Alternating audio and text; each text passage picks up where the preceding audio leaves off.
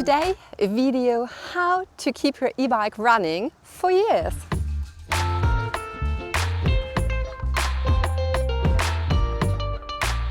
Most people I know spend a lot of time choosing their e-bike because there are so many things they want in one e-bike and they ride it, they love it. And to keep this feeling, this fantastic feeling when owning an e-bike, there are some things that you have to do on a regular basis. So the e-bike is a really cool companion for you for many, many years. It's not that many things, but today I'm going to show you how to take care of your e-bike, and there are also some things you have to keep in mind if you do have a regular bike. But how should you treat your beauty to have the fantastic riding experience for many, many years? The battery is the most expensive single component on your e-bike, and if you treat it well, it will hold for many, many years. Maybe we start with the charging, because that's what you do regularly. Well, don't leave the battery on the charger for days at a time. Charge it to 100% when you really need a full range day. But for everyday use, and that is something that I also really didn't know, is charge it around 80%. And that's actually better for long-term battery health. Yeah. So the loading cycles, just check if it's only 80% loaded. Most chargers, I have to admit mine as well, don't do this automatically, so keep an eye on it and unplug when it's close to full.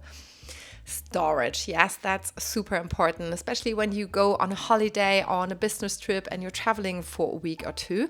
Then store the battery around 50 to 60% charged, not completely empty, not full. The temperature.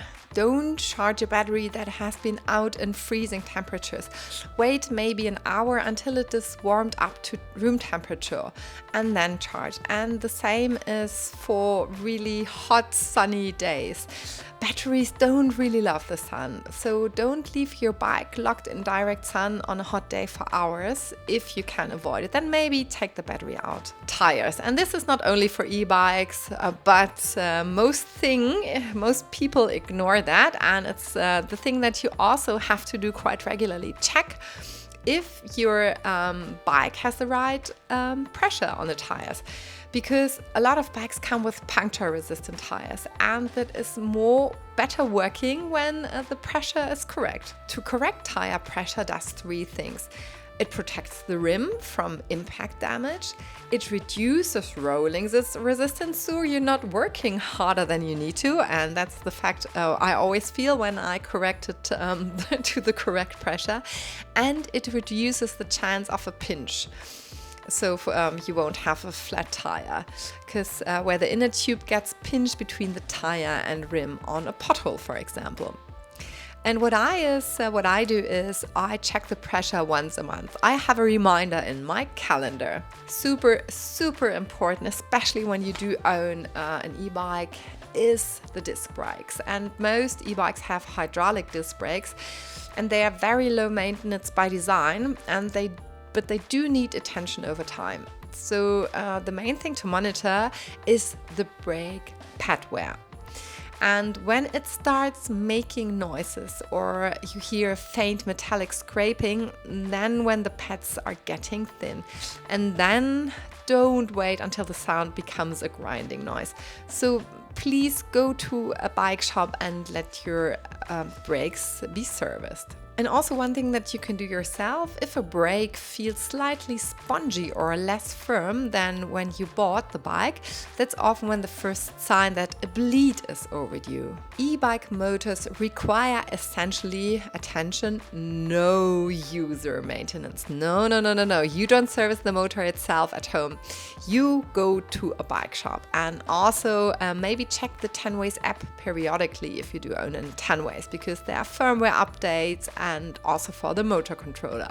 And then something we all love for sure is like wiping your bike. So I know I also should do it more often, but it's really nice if every now and then, especially in the months in autumn or in spring when it's raining a lot, give your bike some attention, like for example the motor cover. So yeah, get rid of all the dirt. And as you can see, there's a key difference between these two bikes, yeah, because the one has a chain and the other one has a belt drive.